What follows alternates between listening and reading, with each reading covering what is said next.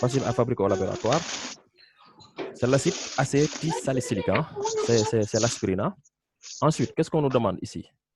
On nous dit, on prépare l'acide acétylsalicylique en faisant réagir de l'acide salicylique et l'anhydride éthanoïque. On introduit dans un Erlenmeyer de 25 de 250 ml 5 g d'acide salicylique et 7 ml d'anhydride éthanoïque. Alors, l'équation de la réaction, c'est quoi? La réaction est donnée par ça.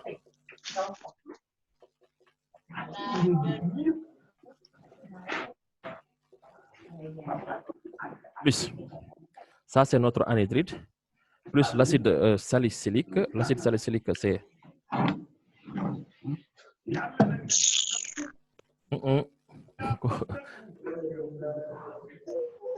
Ok, voici l'acide salicylique. Mais bon, vu que je n'ai pas d'espace là, je vais les mettre là. Les micros, s'il vous plaît. Les micros. Les micros. Il faut éteindre vos micros. Hein.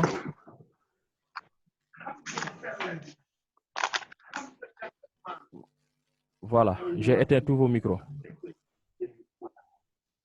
Il faudrait penser à ce que le bruit vous autour de vous, donc comme on travaille, il faudrait éteindre vos micros. Voilà, s'il vous plaît, éteignez vos micros, comme ça on va travailler dans le calme. Merci beaucoup. Voilà, c'est bon. Voilà, c'est bon. Merci beaucoup. Maintenant, si vous avez une question, vous pouvez désactiver ça et la poser. Alors, on a ça. Hein? Voici l'anhydride éthanoïque, l'acide salicylique. Ça va donner quoi? Ça va donner de l'acide acétylsalicylique, c'est-à-dire l'aspirine. On aura ça.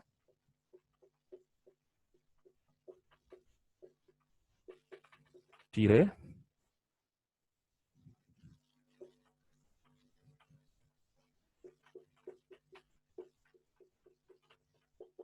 L'acide salicylique plus l'acide éthanoïque. Plus l'acide éthanoïque, CH3-CO-OH.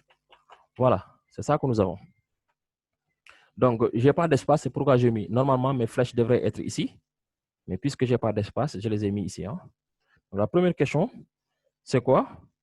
Aurait-on pu utiliser l'acide éthanoïque à la place de l'anhydride éthanoïque? Si oui, quels sont les inconvénients? Alors, ça, il faudrait savoir que c'est une réaction entre un anhydride et une fonction acide carboxylique un peu.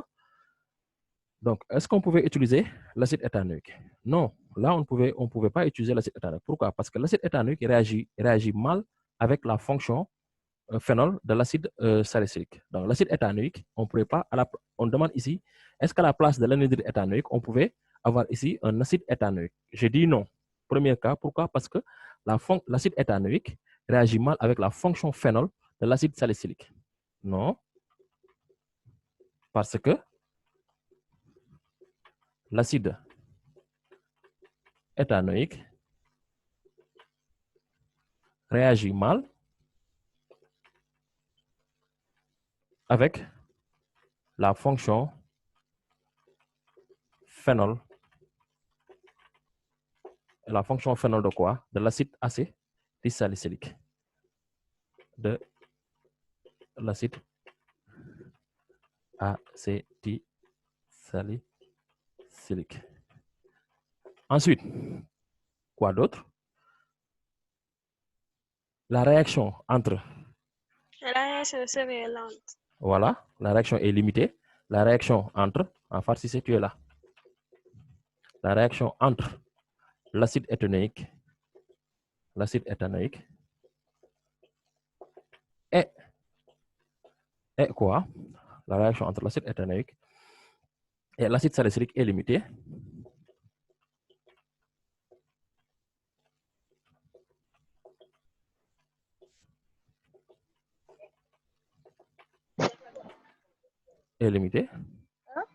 Et ensuite, qu'est-ce qu'on a d'autre? Qu'est-ce qu'on a d'autre? Aïda, ce micro, s'il te plaît. Ensuite, quoi d'autre? Quoi d'autre? On va dire aussi que l'acide éthanoïque est moins réactif que l'anhydride. Est moins réactif que l'anhydride.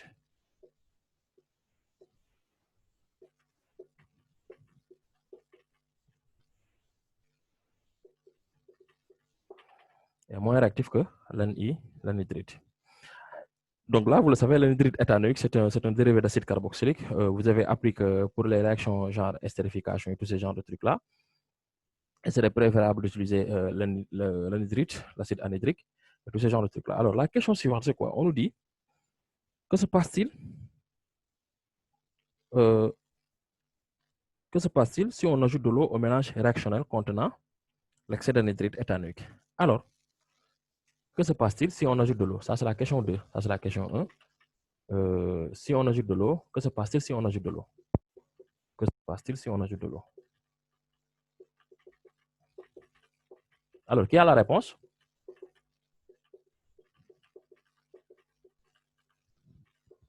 Qui a la réponse? Qu'est-ce qui se passe si on ajoute de l'eau? On aura une déshydratation. Est-ce que c'est une déshydratation? De l'anhydrite. Non, ce n'est pas une déshydratation de l'anhydrite. Quand tu dis c'est une hydrolyse, bien sûr, c'est une hydrolyse. Quand tu dis quand tu dis une déshydratation, tu enlèves une molécule d'eau. Voilà. On aura deux acides carboxyliques. Voilà. Donc, on va dire, si on ajoute de l'eau,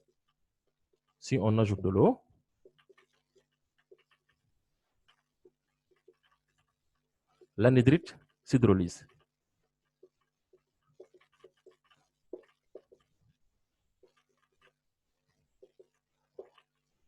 S'hydrolyse, hein? L'anhydrite s'hydrolyse. Ça, c'est un Y. Hydrolyse. Bon, je vais faire comme ça. Voilà. Et la réaction, c'est quoi? On aura ça, CH3, CO, O, C, O, CH3. Voici mon anhydrite. Plus quoi?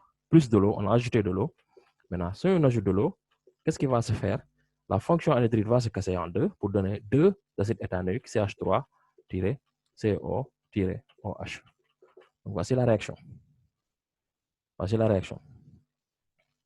Ensuite, une fois qu'on a fini ça, on nous dit, au cours de cette expérience, on a obtenu 4,5 g d'aspirine. Calculer les quantités de matière des réactifs, c'est-à-dire les nombres de moles. Calculer les quantités de matière des réactifs, c'est-à-dire les nombres de moles.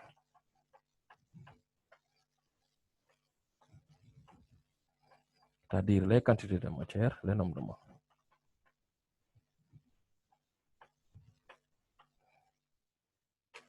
Alors, donc là, ce qu'il faudrait faire, on va d'abord calculer les quantités de matière d'acide salicylique. Quantité de matière d'acide salicylique.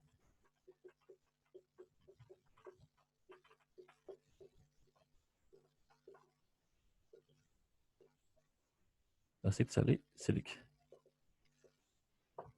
Good.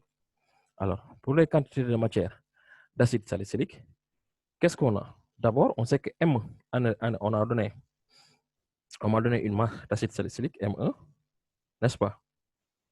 Donc, je vais dire que, parce qu'ici, on m'a dit qu'on met 5 grammes d'acide salicylique, donc je vais appeler ça M1. Je vais dire N1, c'est M1 sur masse molaire de M1. J'ai M1 qui est égal à 5 grammes, et la masse molaire moléculaire de l'acide salicylique, on me l'a donné, l'exercice me l'a donné, c'est égal à combien? C'est égal à 180 grammes par mol. 180 grammes par mol. Et quand je vais faire l'application numérique, je vais avoir N1, donc c'est 5 sur 180. Ce qui me donne un résultat égal à combien? Vous avez trouvé combien? Bien, vous n'êtes pas arrivé à ça? 9 10 puissance 2. 9 10 puissance 2. Voilà du mot? J'ai fait une multiplication là. 3,62 10 puissance moins 2 mol par litre. C'est ça, 3,62 10 puissance moins 2. Moi, j'ai 2,8 10 puissance moins 2. C'est sûr que c'est long, 2,8 10 puissance moins 2. Oui, c'est sûr. 5 divisé par 180. Lola. Oui. Ñaata nga wax? 2,8. 2,8. Ok. Good. Ensuite, l'autre c'est quoi?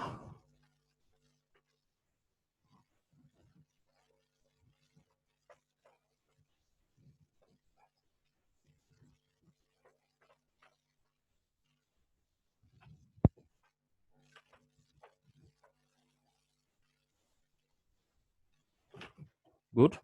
Ensuite, ce qui reste, c'est quoi? On me demande de calculer la quantité d'anhydrite. Voilà.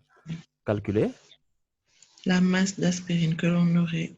Non, ça reste la quantité d'anhydrite éthanoïque. On n'a pas calculé. Voilà, anhydrite éthanoïque.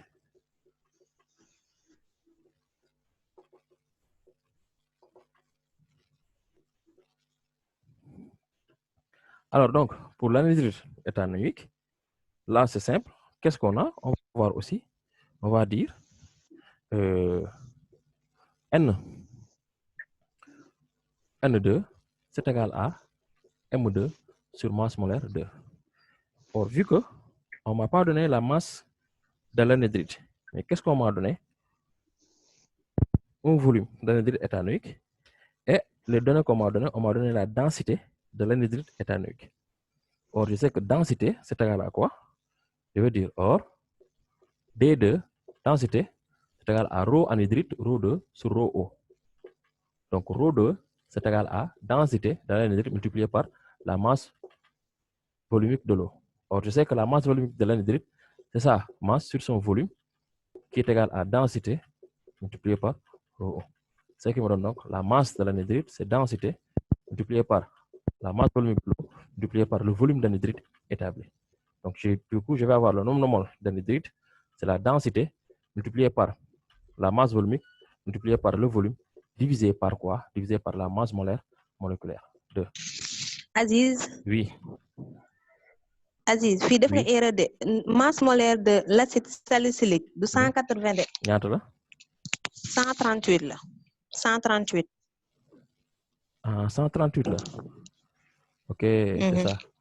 Donc, donne-moi le résultat. Nombre de moles de égale 3,62 10 puissance moins 2. 3,62. On dit là, trouvé on s'en voilà. 10 puissance moins 2. Oui. Parce que quand je calcule, c'est ça que je vais trouver, c'est ça. Oui, c'est ça. Good. Alors, donc, ici, quand je fais l'application numérique, N2, densité c'est égal à combien? 1,082. Multiplié par ρO, c'est 1000 grammes par litre. Multiplié par V2. V2, c'est égal à 7 10 puissance moins 3. Allez-y, calculer en même temps que moi. Divisé par la masse molaire de l'anhydrite éthanoïque qui est égale à combien? La masse molaire de l'anhydrite éthanoïque, c'est 102. 102. Voilà. 102. Donc, j'ai N2 égale combien? 7,43 10 puissance moins 2 mol. 7,43 10 puissance moins 2 mol. Anta Jumo. C'est ça que j'ai eu. Non, non, là. C'est comme ça. Jumfa. Je pense pas. C'est comme ça. C'est comme ça, c'est comme ça. Alors donc, qu'est-ce qu'on me demande? La question suivante, c'est quoi?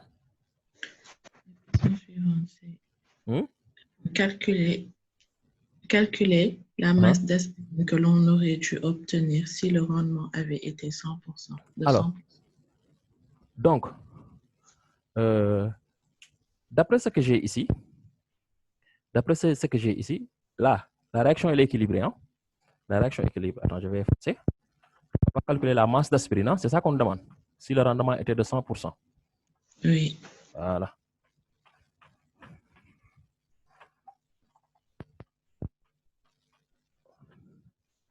Calculer la masse d'aspirine.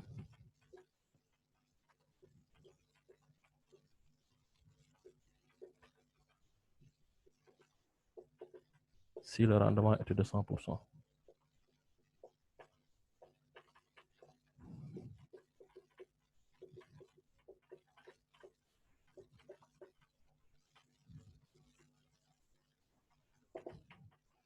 Calculer la masse d'aspirine si le rendement était de 100%. Alors, donc là, ce qu'il faudrait comprendre. Volume 10 puissance moins 3 là. 10 puissance 3. Ah, ok. Good. Voilà, c'est là qui t'a conduit en erreur. Good. Voilà. Donc là, on m'a dit de calculer la masse d'aspirine. Regardez, j'ai les nombres de moles initiales. Hein? N'oubliez pas quand. Ça, c'est quoi? Mon anhydrite. L'anhydrite, j'ai appelé ça N2. Je vais prendre le rouge. Ça, j'ai appelé ça N2. Ça, j'ai appelé ça N1. Donc, quand on regarde N2, c'est égal à 7,43 10 puissance moins 2 mol. Et l'autre, quand on regarde N1, j'avais trouvé combien? 3,62 10 puissance moins 2 10 mol. puissance moins 2. Voilà. Donc, quand on regarde ici, on a ici N2 supérieur à N1. On est tous d'accord? Donc, ce composé-là, qu'on appelle l'acide salicylique et les réactifs limitants. Donc, l'acide salicylique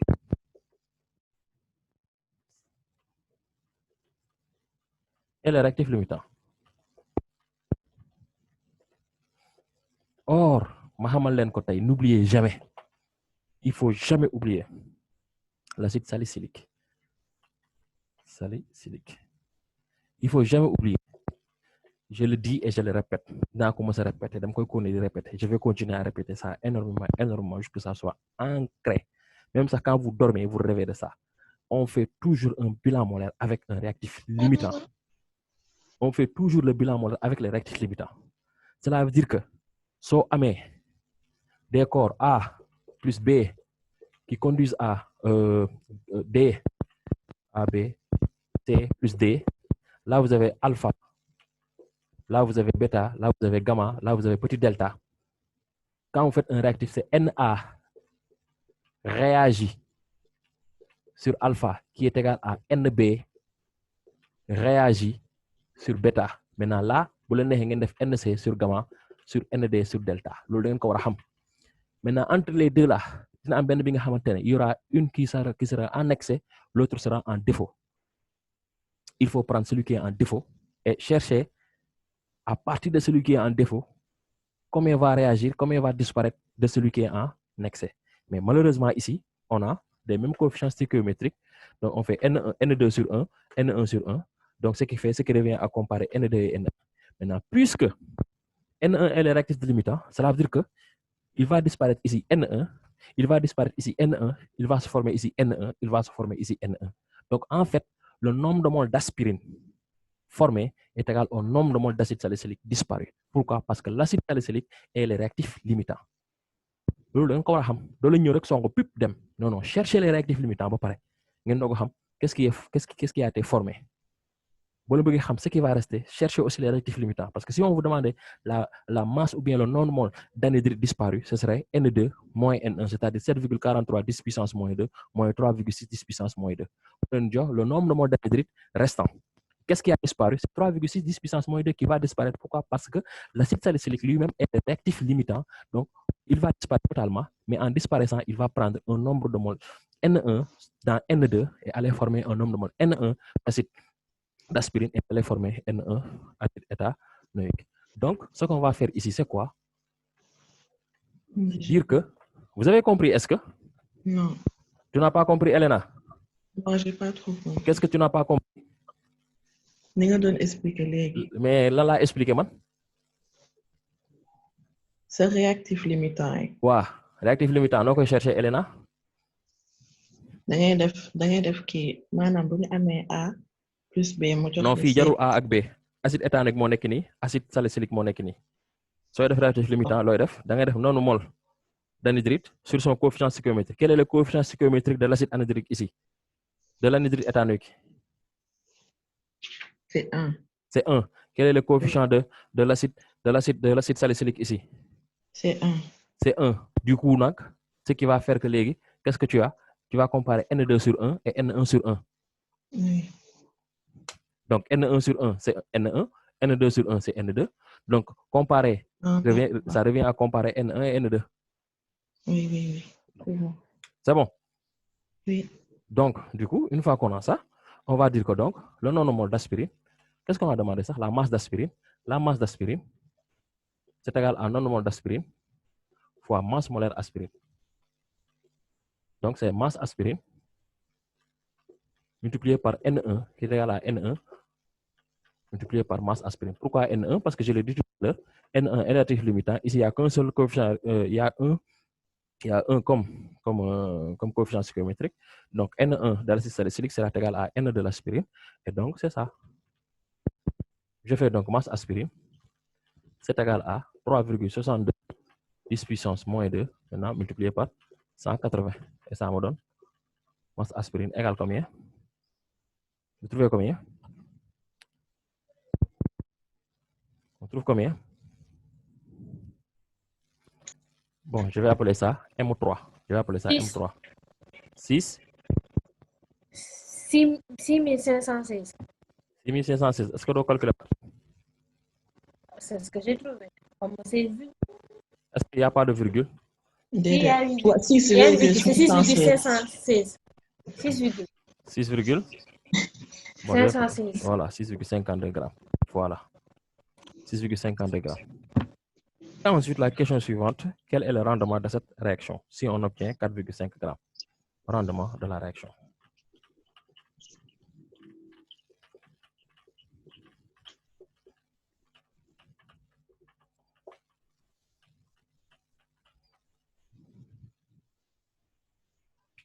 Alors donc, le rendement de la réaction ici, rendement, n'oubliez pas, c'est la masse obtenue, la masse d'aspirine, parce qu'on nous a donné ça, on nous a dit qu'on a obtenu 4,5 grammes.